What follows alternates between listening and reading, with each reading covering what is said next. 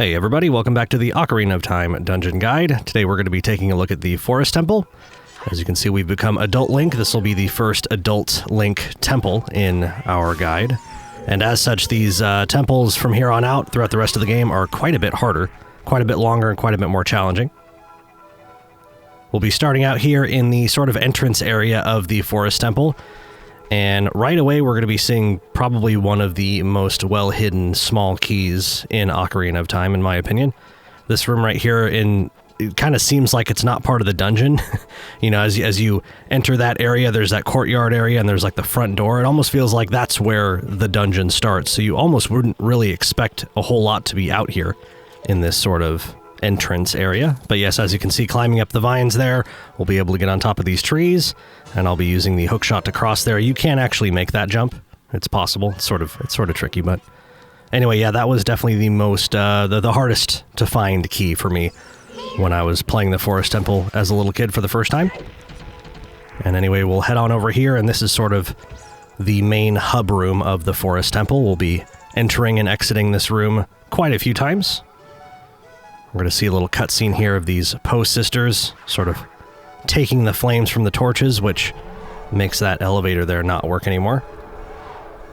That's sort of our major goal in the Forest Temple. If we get all of the torches lit, that elevator will start working again and going down. The boss of the Forest Temple is essentially right below us. I'm going to stand here in the center and take a quick look around. So we can see many different ways to go. Some of them are, or at least one of them is locked with a key. One's blocked with the Song of Time block thing. That way up there is clearly on a tall balcony that we'll never be able to reach. We'll be coming out of that door much, much later on in the dungeon. But luckily this door over here is just straight up unlocked, so we'll be going through that one first. And after that we'll head through this useless hallway, and right away we're going to have sort of a mini boss fight. These are the Stalfos enemies. I'm not sure if we've seen these yet in our guide. These guys can be pretty challenging to fight. They deal a lot of damage. And that guy there is going to go down pretty quick. I did a little trick that you can do against these guys. Something you can practice and get good at. It's hard to explain. I'll do my best here. But if you watch this guy, especially when he sits still and I don't attack him, he'll sit there and he'll kind of flinch and he'll kind of drop his shield for a split second. That's actually something that you could take advantage of. You can actually attack at that very moment and you can get a hit in. And they do that sort of flinch like it's pretty predictable. Like the timing is pretty constant between the movements. And if you get the rhythm down, you can just keep on stabbing them over and over. It's sort of odd. I don't actually know if that was intentionally like designed into that enemy, like that's a weakness that you can take advantage of as the player, or if that is just some sort of bug that's left over after all these years. I have no idea.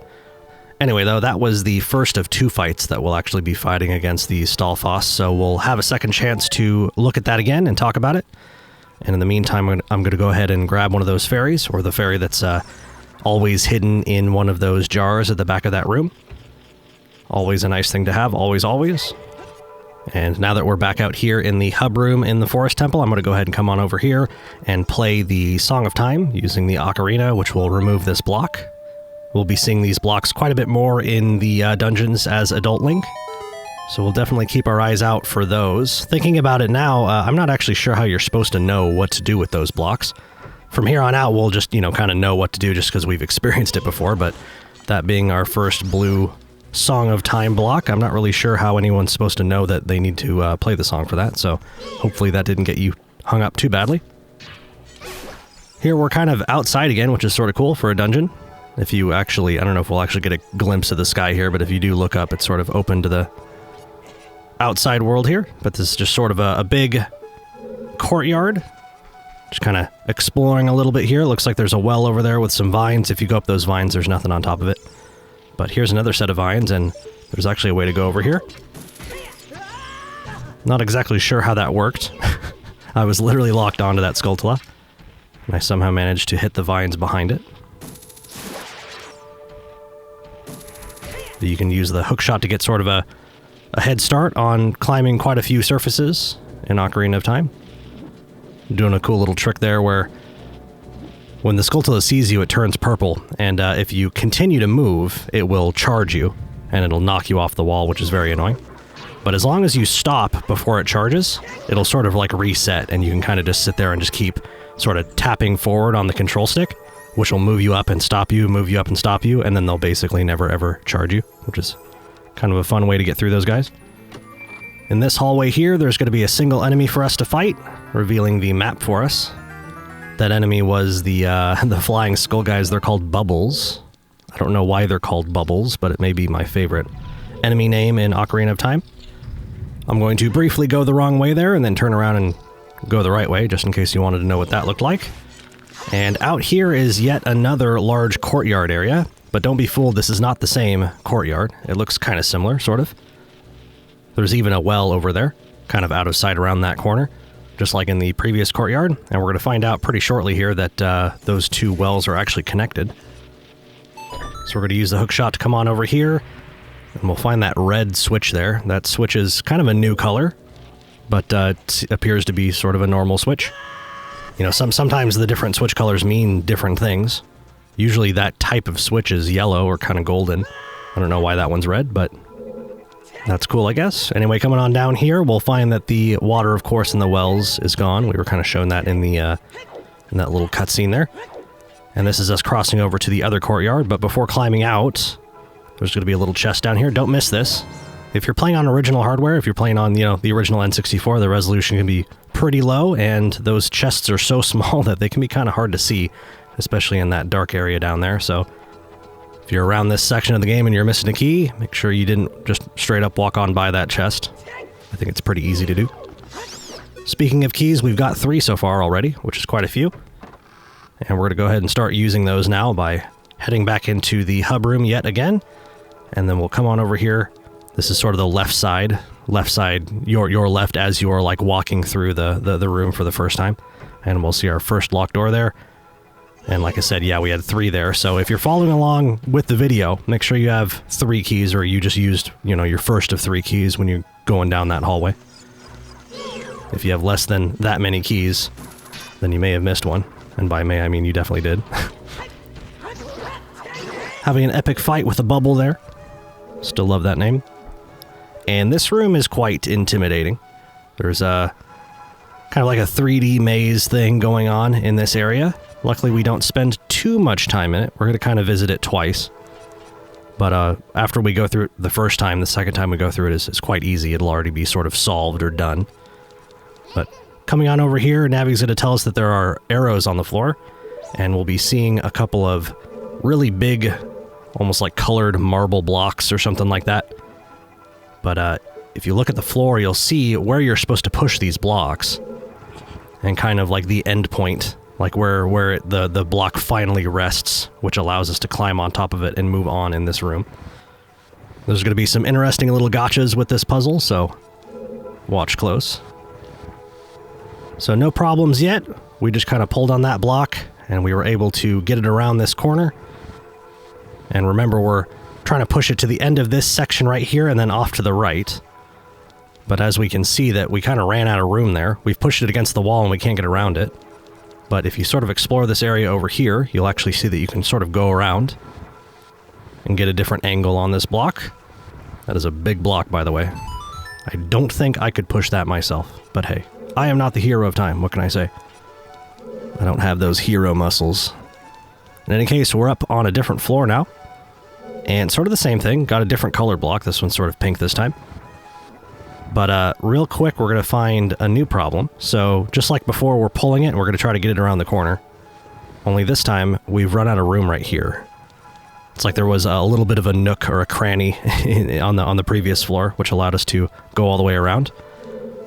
So this is sort of tricky. What we're going to do is we're actually to come back down here. You may have seen this just a few seconds ago, but this is where the green block was, and there's actually a ladder hidden back here.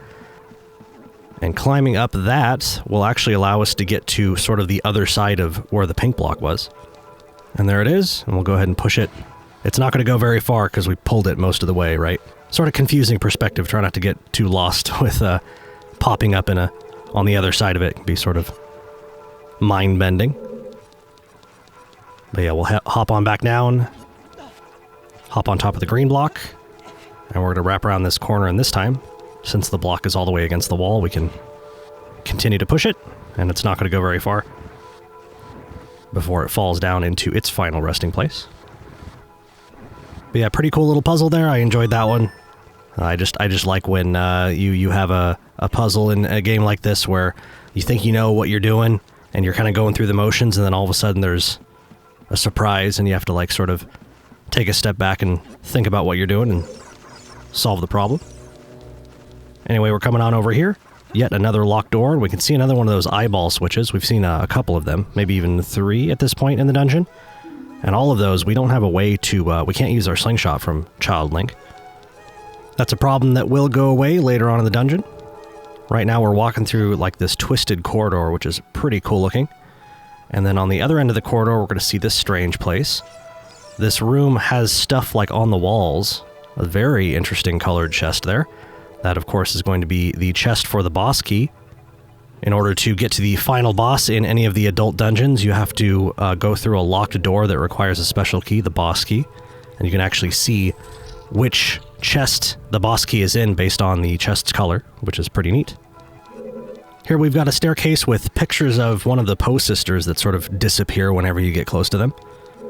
We don't really have a way to deal with this room at the moment, so we'll just go ahead and kind of move on. And here we have probably one of the more challenging rooms in Ocarina of Time, in my opinion. I mentioned that we would be fighting the Stalfos a second time. Here we go. This time we're actually going to be fighting a total of 3 of them. And the second phase, where you fight 2 at once, has sort of a nasty surprise to it. That surprise being, after the first one goes down, it doesn't actually die. And if you take too long to kill the second one, the first one will actually stand back up again. You have to continue the fight. Like it will not end unless you do it quickly enough. So here we go with phase 2. We're now fighting 2 of the Stalfos guys. That big chunk of the floor there acted like a big elevator and came back down, which filled that hole. So there's no risk of falling, which is nice. We got the whole room to work with. And believe it or not, if you were to fall there, you would actually end up in the first Stalfos fight room, which is annoying. And yes, it's very, very far away, so try not to do it. You may have seen the game lag there a little bit whenever the first Stalfos went down. Sort of interesting thing that always seems to happen. And I don't know if you caught a glimpse of it there, but the first set of bones died the exact second that the second one died, so... yeah, try to get through that fight as quickly as you can, because the clock is ticking, and I realize that fight is extremely frustrating for new players. I remember that frustration, trying to take down the second Stalfos as quickly as you can, because you know the first one's about to stand up, and every single time you attack, you know, you just keep hitting that shield, just tink, tink. Really irritating, but I'm hoping that you can maybe watch that clip over a couple of times, if it helps. And you'll see that, one, I definitely watch for the jump slashes. If you kind of take a step back, you'll kind of get them to do the jump slash more. Like, they won't do it if you're right up in front of them, but if you kind of keep a sort of moderate distance, if you will, they'll tend to do that jump slash more, and it's quite a bit easier to get a couple hits in. Anyway, though, that's probably all the time I'm going to have to talk about that fight. We're going to have to move on here. As we can see, we collected the fairy bow. It's kind of the adult version of the child slingshot. It basically works the exact same. Here we'll be using it for the first time to shoot the Poe in the paintings here, the photographs, which will cause that, the first of 4, to spawn. And it's going to sort of head down here to this bottommost section of the staircase where the door to that boss fight was. I'm going to kind of fight this in sort of a funny way. Basically what happens is every time you hit it, it disappears. And it can attack you while it's visible or invisible. But if you jump slash at it and get out of the way, while it's invisible, it actually won't be close enough to you to even attack, which is completely unnecessary. But in the second one, we'll be fighting another one like this, and I'll show you how you can do it with the shield. And I made that sound complicated, but you just hold R, and then it can't hit you, and that's it. That's basically everything. Anyway, taking out that Poe made that torch light, and it's sort of funny because that's sort of a normal colored flame. It almost looks like that's a normal torch. But that actually lit both that torch and the torch back in the hub room, way back at the beginning of the temple. So that's kind of what this whole process is going to look like. We're going to be finding the Poes, killing them, and lighting the torches, and again, that's going to make that big elevator in the beginning of, or the middle of that room function again, so we can get down to the boss. And now there was actually another way we could have gone.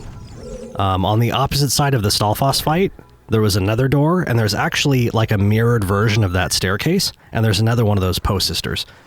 So that's something we're going to be doing. But first, I wanted to come back out here and hit that switch with our new bow, which caused this room to actually rotate, which is very cool. And now we can get that boss key. So yeah, that's something I like to do. Like the moment I get the bow, I like to come back here. You have to sort of backtrack and come grab the boss key. And there's actually another way we can go now that the room is rotated. So that's pretty easy to forget. So that's exactly why I like to sort of take care of that the moment I think about it. Because forgetting about this whole section right here, there's going to be a key at the end of this sort of leg of the dungeon. And if you forget about this key, you're not going to know it for quite a while. And having to backtrack all that way to come back to this section is pretty painful.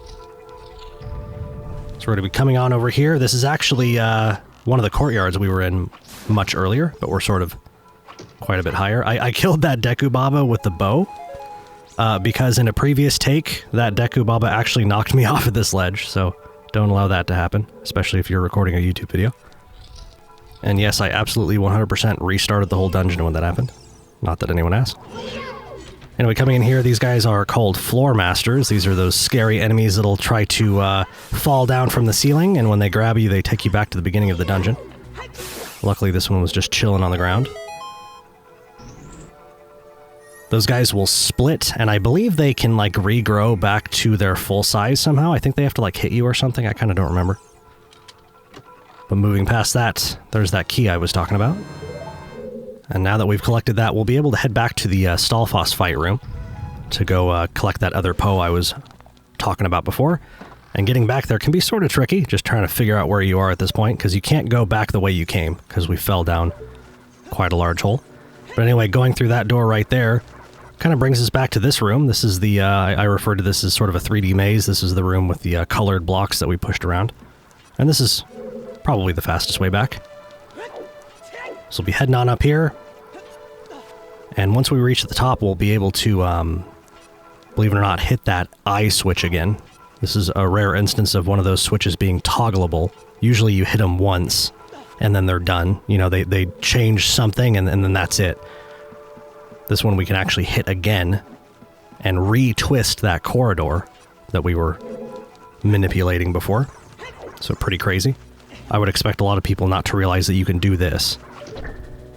Because yeah, that's just not something that you do very much in this game, is hit those switches multiple times. That may be the only time, actually, to be perfectly honest. I'd have to really stop and think if there are any more of those in the game where you toggle things back and forth. Anyway, enough about that.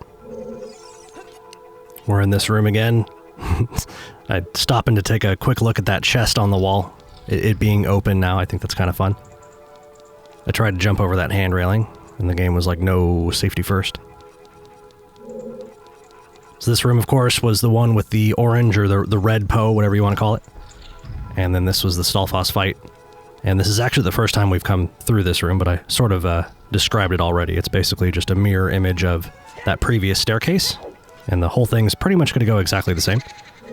I like to stand here on like the second floor. You can basically see all three of the paintings without moving.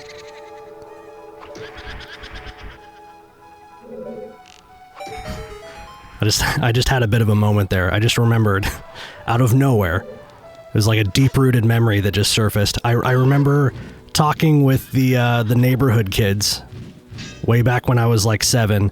I remember like debating with them about which was the coolest Poe Sister, and I think we all came to the conclusion that the blue Poe Sister is definitely the coolest. And I think we did good. I think we chose well. I think that is the coolest one. In any case, you can see me using the shield on this one, unlike the previous one. You can kind of just step up close to it and just hold your shield up, and it basically can't hit you no matter what it does. And when it becomes visible, do a jump slash, or at least hit it with, you know, just a normal attack. But if you do a jump slash, I do believe the fight goes faster. The jump slash does do more damage. So taking out the coolest of the Poe Sisters will reveal a large chest. This will be the compass here. This will, of course, allow us to have a better idea of where we are on the map in the lower right-hand corner of the screen. And don't forget, we can come up these stairs here. Don't make the mistake of thinking that you've already come up here, because this is almost like a new staircase, right? Like that previous staircase, we already were in and out of the top door. So it's kind of easy to forget that this door is actually a place we have not been. So here we are with another one of these rooms. It certainly looks like one of those rooms that rotate with those twisted corridors. We didn't come through one of those twisted corridors, but by climbing up this ladder here, we have this corridor right here, and it's not twisted, but make no mistake, it is definitely one of those ones that will rotate that room back there. We're going to pop through yet another locked door, and then we're going to find this crazy place. We've got a sort of set of rotating platforms in the center, and if you saw it on the wall there, there's one of those eyeball switches, but it's actually frozen, and the way you actually trigger this one is by actually shooting an arrow through the flames of the torch, which is pretty awesome.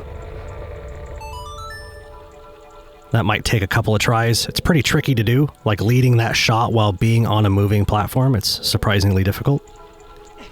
So that might test your skills, your new bow skills. And in any case, we'll come back out here and we'll of course see that the corridor has been twisted and this room has turned on its side. And really the only thing for us here this time is a hole for us to fall through. No chests or anything in that room. And here we're going to find a pretty interesting hallway. We've got a ceiling that's actually going to try to fall down on us. And you can kind of see like the holes in the ceiling, I guess, as it falls down. You can kind of get an idea of where the safe spots are. Luckily, the checkerboard floor kind of helps you. You can kind of almost tell where the boundaries are, like where the crushy bits are going to hit you. So you can kind of like stand in the center of one of those squares, assuming that there is, you know, going to be a notch or a hole in the ceiling that won't flatten you. There was a chest back there. I briefly kind of like looked like I was going to grab it, but it's actually just arrows, so I just went ahead and passed it. So here we can see the portrait of the green Poe, and the way this Poe Sister works is a little bit different than the previous ones. We're actually going to do a little bit of a puzzle here. All we got to do is push these blocks together to form the picture that is on the wall. And a pretty interesting thing about this puzzle here, or a nice thing about it at least, is the way the puzzle sort of starts out, its initial state, if you will, is always the same. So we're pretty much doing the same motions every single time, which is kind of nice. And the first time you enter this room, the 4 blocks are just kind of like, they're in the right position, you just have to push them together. Now, if you take too long, the first time, the blocks will lift up, and I think they shuffle themselves. They, like, spin around or something. And at that point, I have no idea what you'll need to do. It's kind of a pain at that point, because you have to, like, push blocks around each other to get into the right position. So, you know, obviously, you're going to be trying to do that puzzle your first try, no matter what. But just, yeah, I guess keep in mind that it is easiest to do it the first time, and it gets more challenging afterwards. Don't mind past me here. I'm just kind of being silly. I decided in the middle of recording this halfway through the dungeon that since I defeated those first 2 Poes in different ways, I decided that I was going to try to kill the 3rd Poe in a more different way. In this case, just shooting it a bunch with arrows. But this ended up taking like twice as long as I was expecting, so probably don't do that. I guess it is pretty safe though. In any case, going back to that puzzle real quick, I was trying to think of like maybe tips I could give to anybody who's trying to do that may have like some form of color blindness. Like maybe they have trouble seeing which of those blocks is the fake blue one. And I think all I really got for you is if you were to like maybe put this video on your phone or something and take it with you while you're playing it, if you're not already doing that already. But if you walk into that puzzle and do it for the first time, like not after failing it a bunch, but do it for the first time just like I did, the way the blocks are in your game and my game should be exactly the same. And at that point, you just watch to see which one I don't use. Anyway, moving on here, we're standing on this balcony. This is actually that big hub room way back at the beginning of the dungeon. We've come full circle. And before I hop down, I always like to stand on that hand railing, see up, and take a quick glance down at the ghost. I sort of like the story that's sort of told in this room at this point of the dungeon. Like you can see and hear that ghost sort of like weeping as it's sort of surrounded by the 3 other lit torches. Like the ghost knows what that means, like what happened to the other sisters, and it's pretty dark and kind of sad, but like that story, like I said, the story being told without any words, I thought that was pretty awesome design, even way back when Ocarina of Time came out. But anyway, on with the fight. As you can see, the ghost splits into 4. 3 of them are fakes, and you can pretty easily tell which is the real one by the little spin that it does, as all of them spawn all at once. So there it was. Cute little spin. And of course, we know exactly which is the real ghost at that point. So there we go, all 4 torches are now lit, which reactivates the big elevator in the center of the room. Luckily, we already have the boss key, so we're going to go ahead and close this one out. We do have one last little room right here, but this isn't really, you know, a mind-bending puzzle. It's more of just sort of an annoyance, in my opinion. But we've got, as you can see there, got the boss key, or the boss door, with the big golden boss key lock over there through that gate. And when you walk over to these weird little slabs kind of poking out of the wall here, you can actually grab them like a block, and you can push them, which will actually rotate. I don't know if it's the floor that's supposed to be rotating or if it's the walls, but the openings on the ends of this room will start to point to different rooms. It will actually, the room that is the doorway is linked to will change as you rotate it. I hope that makes sense. But typically what I do here is I just sort of choose a direction to spin the room in. In this case, I'm going clockwise, I think. And as you can see, there was nothing there, so we push it again, and we just kind of keep on going until all the buttons are pressed and all the gates are open. This is one of those rooms where I don't really memorize what's going on, just because it's kind of difficult to follow. But there we go, we hit a switch, which opened up a gate somewhere. Don't ask me where, I have no idea. But I think the only way you can really screw this up is by, like, deciding part the way through that you want to change the direction that you're spinning the room in. I think that's just gonna, like, waste time. Just choose one direction and just stick with it, like I said. So we're still spinning the room. Every time we spin it, we kind of check to see if there's any new buttons or anything in the rooms that are revealed. Not that time, so again, on we go. We'll see what we get this time. Dead end. Oh, there's another switch. Again, no idea what this is doing. No idea what gates are being opened. I see a gate open. I don't know where it is. I don't care. Just don't stop and turn around. Because you'll get so lost so fast that it'll just drive you nuts. More dead ends, more empty rooms. It's okay. I think we're getting pretty close, though. I think this may be it. Okay, so that's the boss room over there, and now this room is open. So we can press this final switch, and I believe if we just cross over now... Yes. Thank goodness. Again, that room is sort of annoying. But here we go, our first boss as Adult Link. Pretty cool. First time using a boss key. And the way this boss is going to work, the way it starts out at least, we're going to come on in here and there's a big empty room with no boss in it. And the way you trigger this fight is by kind of walking out to the middle and then trying to leave.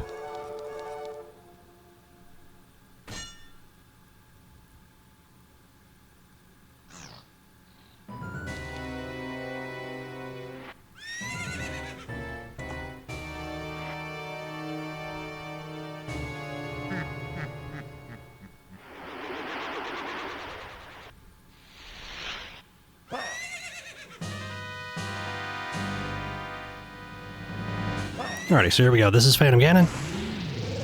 This fight has 2 major phases to it. This first phase is kind of where Phantom Ganon riding his horse goes into the paintings. And what'll happen is 2 phantoms will pop out. One of them is real and one of them is fake. You can pretty easily tell which one is real.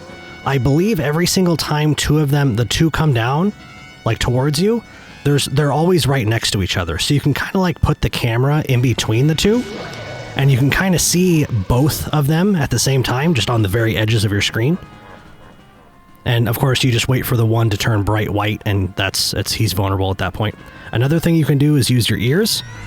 Only one of them makes sound, and that's the real one. So if you have headphones or stereo speakers, you can actually hear which one is the real one.